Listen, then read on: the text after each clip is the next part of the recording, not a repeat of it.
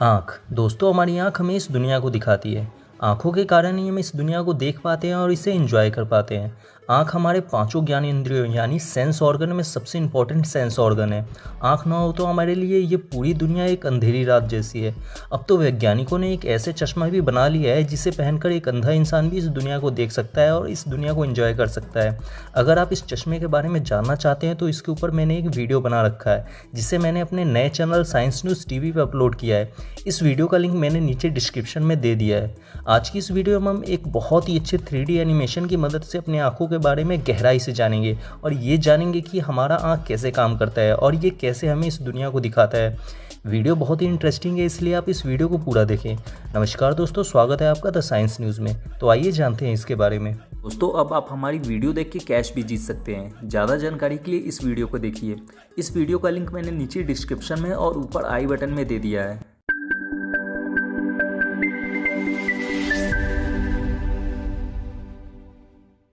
दोस्तों, पहले हम अपने आँख के पूरे पार्ट और उनके काम के बारे में जानेंगे और फिर हम जानेंगे कि कैसे हमारी आँख किसी चीज़ को हमें दिखाती है। तो चलिए पहले आँखों के पूरे पार्ट और उनके काम के बारे में जान लेते हैं।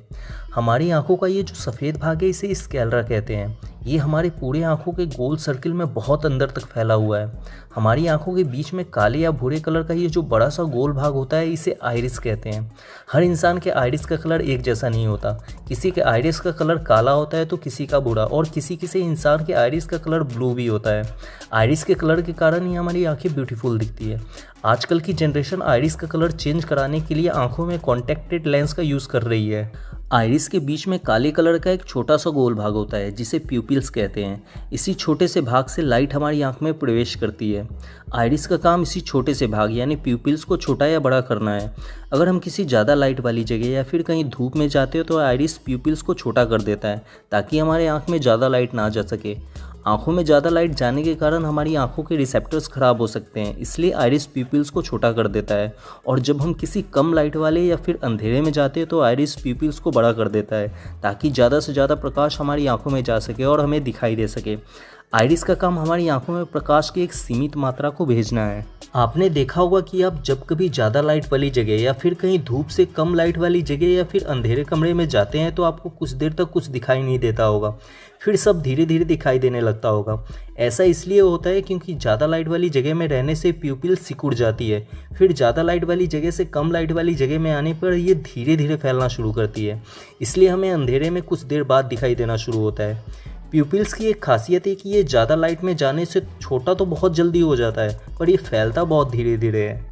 आइरिस को प्रोटेक्ट करने के लिए आइरिस के ऊपर लेंस जैसा एक उभरा हुआ भाग होता है जिसे कॉर्निया कहते हैं। कॉर्निया लाइट को प्यूपिल्स पे फोकस करने का भी काम करता है। कॉर्निया और आइरिस के बीच का खाली भाग पानी से भरा होता है जिसे एक्वस ह्यूमर कहते हैं। एक्वस ह्यूमर 99% पानी का ही बना होता है, बाकी का 1% इसमें कुछ विटामिन और प्रोटीन्स होते हैं।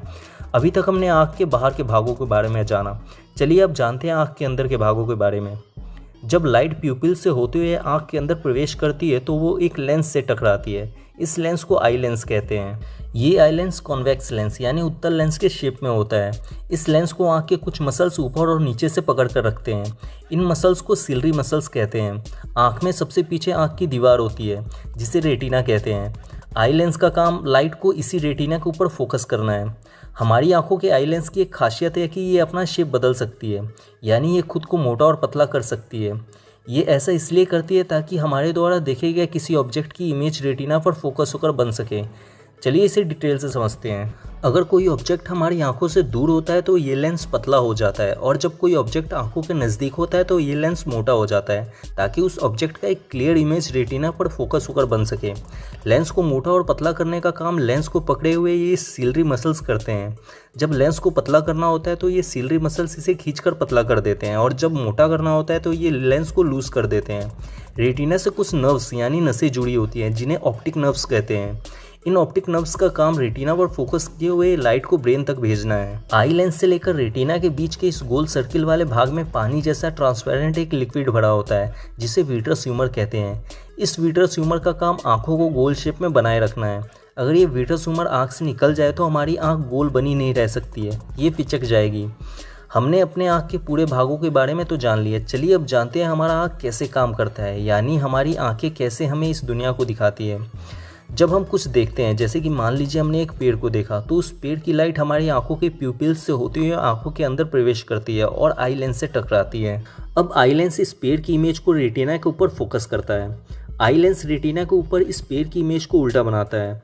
हम जो भी कुछ देखते हैं हमारी आंखों में, उसका उल्टा इमेज रेटिना के ऊपर बनता है। रेटिना के अंदर बहुत छोटे छोटे कलर इमेज रिसेप्टर्स लगे होते हैं। ये रिसेप्टर्स अपने ऊपर पड़ने वाली इमेज को सेंस करके इसे इलेक्ट्रिक सिग्नल में बदल देते हैं। अब ये इलेक्ट्रिक सिग्नल्स रेटिना के पीछे लगे हुए ऑप्टिक नर्व से होते हुए हमारे ब्रेन तक पहुंचते हैं।